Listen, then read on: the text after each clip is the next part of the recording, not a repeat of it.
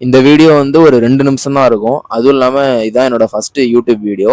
So மறக்காம subscribe பண்ணிட்டு இந்த வீடியோவை ஃபுல்லா பாருங்க. நம்ம ஹிஸ்டரியிலேயே குற்றம் பண்ணவங்களுக்கு கொடுக்கப்பட்ட ரொம்ப மோசமான ஒரு 3 தண்டனைகளை தான் இந்த வீடியோவில் பார்க்க போகிறோம்.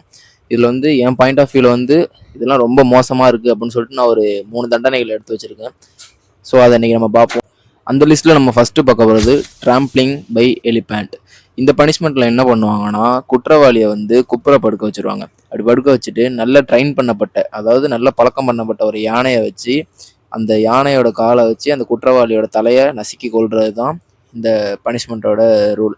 மலேசியா அப்புறம் இந்தியாவில் குறிப்பாக வந்து பாண்டிய நாயக்க மன்னர்களால் இது வந்து அந்த காலத்தில் இந்த தண்டனை வந்து கொடுக்கப்பட்டிருக்கு. நம்ம லிஸ்ட்டில் அடுத்து பார்க்க போகிற தண்டனையோட பேர் தான் ஸ்காஃபிசம். இது பழங்கால பெர்சியால தப்பு செஞ்சவங்களுக்கு கொடுக்கப்பட்ட ரொம்பவே மோசமான தண்டனைகள்ல ஒன்று.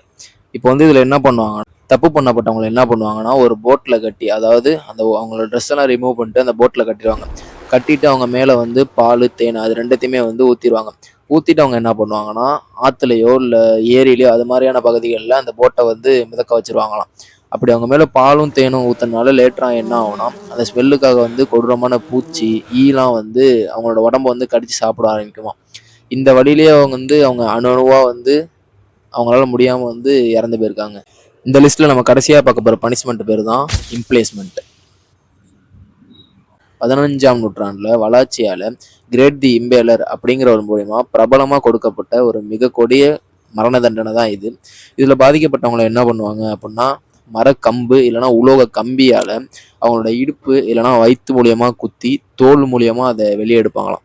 அதாவது அவங்க பாட்டமில் குத்தி இப்படி டாப்பில் வெளியெடுக்கிறது தான் இந்த பனிஷ்மெண்ட்டோட மெத்தடு. இப்படி அவங்க வயிறு இல்லைனா இடுப்பு மூலியமாக குத்தி இப்படி தோல் மூலியமாக எடுக்கிறதுனால அந்த பாதிக்கப்பட்டவங்க வந்து ஒரு சில மணி நேரங்கள்லையோ இல்லைனா ஒரு சில நாட்கள்லையோ வலி துடி துடிக்க வந்து அப்படியே அணுவாக அவங்க இறந்து போயிருக்காங்க.